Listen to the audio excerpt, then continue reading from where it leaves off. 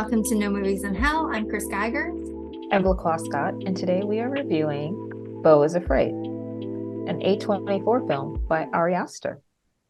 Yes, and what else has Ari Aster done? Midsommar, Hereditary. There was a short in 2011 called Beau that is said to have inspired this kind of like epic. Oh, did you Um, watch that? no, they actually removed it from streaming. Oh, okay. And going into this, what did you expect? I couldn't really tell what to expect from like the trailer. I just thought that this looked very different from his other films. And I love like Midsommar was my movie of 2019. And I had actually watched Hereditary after I had seen Midsommar. I had no idea what to expect. What about you? Did you have any kind of, I guess, preconceived notions of this film before seeing it? No, I mean, I had seen the trailer and I knew it looked interesting, and I had seen Hereditary and Midsommar. It looked almost, from the trailer, it looked like it might be a little bit, what was it called? Like almost Wes Anderson-ish, because he's in that costume when he's in the play. And Oh so yeah, you see yeah. him in that. And I thought, oh, well, I don't know what this will be. I like Joaquin Phoenix. I like the actress who plays Grace, who Okay. is B from The Wire. Of course, Nathan Lane. Like, it was Yeah. great cast, which I felt like that during Hereditary. It really reminded me a lot of Hereditary Mm. in that the cast was great and the buildup was good. I was interested to see what would happen. And then it just goes off the rails. And I felt like that with Hereditary. It was like, in the last 10, if I had watched all of Hereditary up to the last 10 minutes and then just left the theater, I would have been like, that was great. But the last 10 minutes were just like, Like what? have I been watching the same movie continuously over the past 2 hours? And it was 3 hours long, Yeah, it was three which hours long. it was too long. Well, what areas would you have cut out of this film? I felt like the part where he is imagining himself in the play, Mm. where it goes through his whole life story, which is clearly not his life story. Yeah. That just seems like extraneous. Like, you could have lifted that whole part out, and I think still had a very compelling lead in. I mean, I don't want to, it just came out this weekend, so I don't want like to do spoilers, but Oh, I guess we're gonna have spoilers because I really enjoyed seeing Patti LuPone as Beau's mom. mm, Um, Anything she's in, I love it. Broadway legend. I agree. When it comes to it was a little long, at least for me, seeing it again, probably not. It's no RRR like compelling when he's captured by Grace and her husband, the doctor and the daughter, and like he's asking to go and see his mom, and it's clear that he is a prisoner of some sort for them. I thought that that was a little long as well. I really liked this film for its like surrealism and whimsical, and the shots are incredible. Spoiler, because we're gonna have to anyway.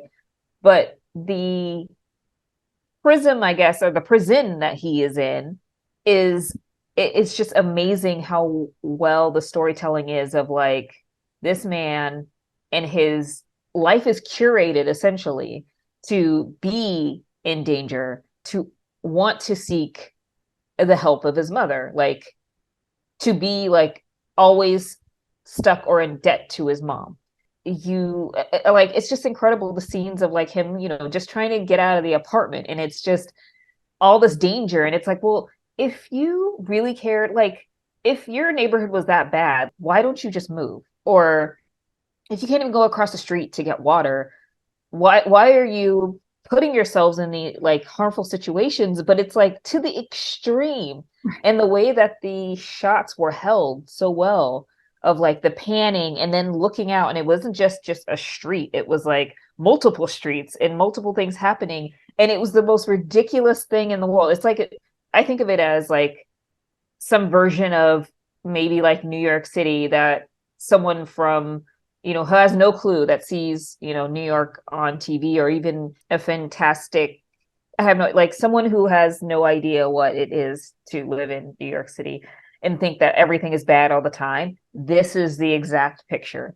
It's like to terrify you, to make sure that you are taking medicine to ease your anxiety. And the central themes of like almost everybody is on drugs. And then it comes to light, like all this stuff is happening and all these connections, and it's incredible. And it's like I see this budget and I'm like, wow, they really spare no expense to tell this story. Oh, right. So I didn't in the beginning put together the MW logo and everything. I was like, Mm-hmm. oh, what? Like that's everywhere. And then what are they giving him? What are those pills? But also, when you get to the point where you start to realize that everything it's very Truman Show-ish, Yeah. then you don't really know. Well, what are they giving him in those pills? Like what ideas are being implanted in his mind by his therapist? Yes. Is it really that bad outside of his apartment? Or is that just how he perceives things? Is it really so bad? Like, are these people really holding him hostage? Or is that just his perception of it because they can't drop everything and drive him to his mother's funeral? And then I did feel like another storyline that could be cut out is the daughter. That Yeah. was unnecessary and took up a lot of time Mm-hmm. when they go in the van and then they she does the paint thing. Yeah. It was interesting to watch that evolve because as you start to realize it as an audience member, that everything is curated in his life. Oh, and shout out to Parker Posey, Yes. who Yeah. I Her haven't seen Kim. her in a lot and very Yes. much recently, unless she's on like some show that I'm not watching.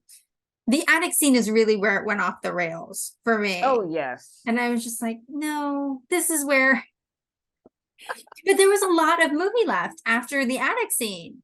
Yep.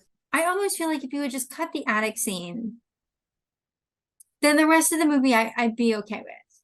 But the attic Yeah. scene was so jarring. I was just like, I don't know what's going to come after this, but we've jumped the shark.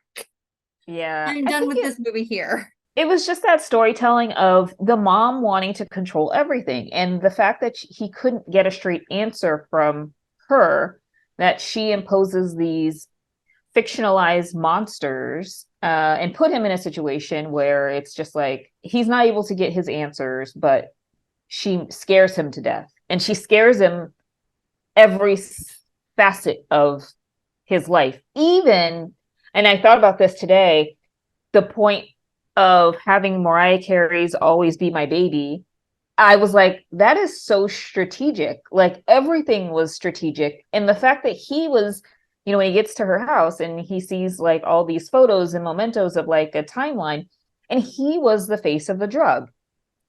He probably never saw any profit from it. Obviously, like the mom's house is amazing. She built this empire. She is widowed, question mark. She won't answer any questions, but she's holding this, the only person I guess that she has control over, hostage from doing anything, making a choices in his life.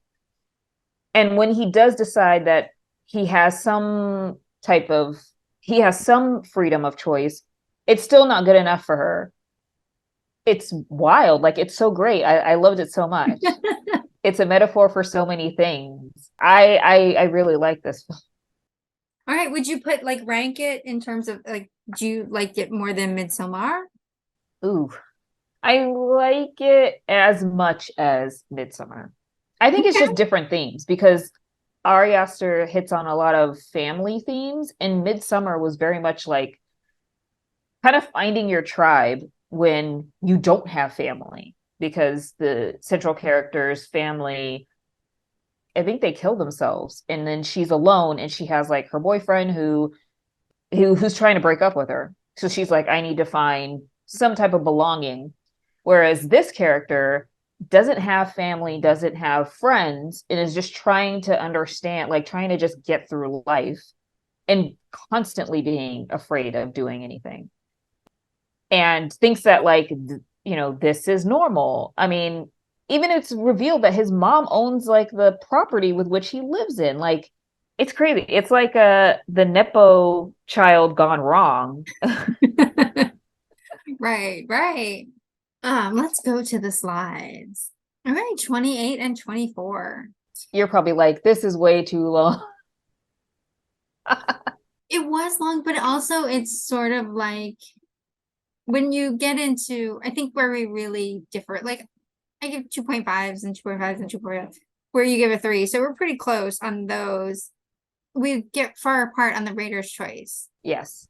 I don't know, like to me, Rater's Choice is would I recommend this to a lot of people, and I don't think I would. Where do you think, I guess what would you think would be the reason not to? I just don't think they would enjoy it. Mm, Most people I know. That's not a knock on people that I know. It's just it's very long. It does kind of go off the rail. A lot of the people I know might like it, but they would have to come to that on their own. I'm not going to recommend it to them. I've been watching a lot of movies lately about you have a relationship that comes sort of full circle. I don't know, this sort of struck me as like an amalgam of like lots of different storylines, but all sort of rolled into one. To me, it was a horror movie.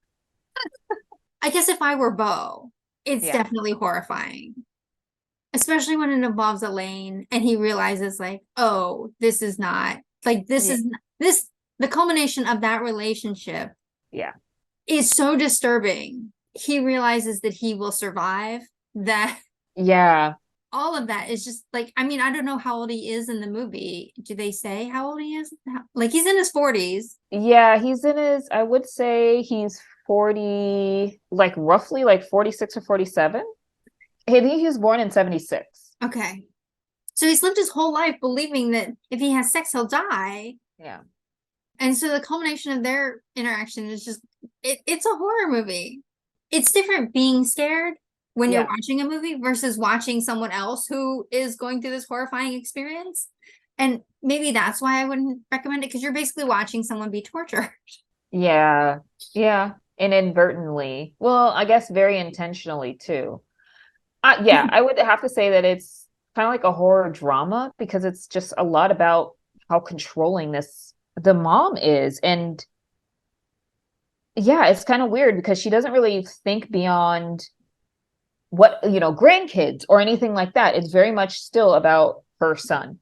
Or even like cultivating another relationship with somebody else. It was just like she somehow came across money at some point and did very well for herself, built a pharmaceutical company. Obviously, she's a media mogul because she is in charge of whatever station or television media that Beau was watching and everybody else was watching. She has some real estate dealings, and she was able to master manipulate every single thing that he'd been encountering. Yeah, it was just interesting seeing all this stuff hyper realized and hyper surrealist in the lens of this character. And it's really unfortunate he has to experience this, but we as the viewer see it. And some of the stuff is like super ridiculous, like the fairies in the middle of the forest and they're putting on the play, and somehow one of the ladybug has a gun. Like What do you got in that speaker there? Oh, it's a gun. for me, I would recommend this for people, Okay. but I would contextualize it with, it's nothing like you've seen before. If you haven't seen I feel like Joaquin Phoenix chooses projects pretty well. So if you haven't seen him in anything else other than like Walk the Line or something very like, I guess that was probably the most like neutral movie that he's done in a while. This is for you. If you've seen Ari Aster films or A24 films in the last like 3 years, this is definitely for you. I just really like the storytelling of this. I mean, yes, it's long and drawn out, but some of the pieces are just hilarious. I did think of you when I was watching the movie in the theater. There weren't very many of us because I went Sunday morning early. And it was the Okay. IMAX at Lincoln Center. So we were all very spread out. There were just a handful of us anyway. There were a couple parts that I thought were funny. And maybe I was just because I was breaking the tension in my own mind, but I laughed out loud and no one else in the theater laughed. Like when they show the picture of his grandmother, I laughed. Like, that's funny to me. Yeah, that was really funny. And no Like, one else laughed. And I was like, oh, should I not be laughing as well? you should go see it in Alamo Drafthouse. We were there on a packed Saturday. And it's one of those theaters where they kick you out if you make noise. But people were laughing like throughout the whole film. Yeah. When he gets to Grace in the doctor's house and the war veteran, and they can't control him, and they're giving him meds and trying to calm him down. He's doing the most bizarre things, hilarious. Or, the naked man that is stabbing people intentionally, like in the street, and then like it's insane. I would say that one of the things also that I could have cut out is the bathtub Oh, yes. scene. Like that could have easily lifted right out and you would never miss it. And it seemed to go on for a while. Yes, that's true. Yeah. It's like, well, okay, I get it. Like, the all the homeless people got into the apartment building, and then the brown spiders running around. And then, all these things, all these events, small events happen. Yeah. So good stuff. I'm sure I will not see another movie this year that is like this. All right. Well, don't forget to like and subscribe. And thanks for watching. We'll see you next time. See you.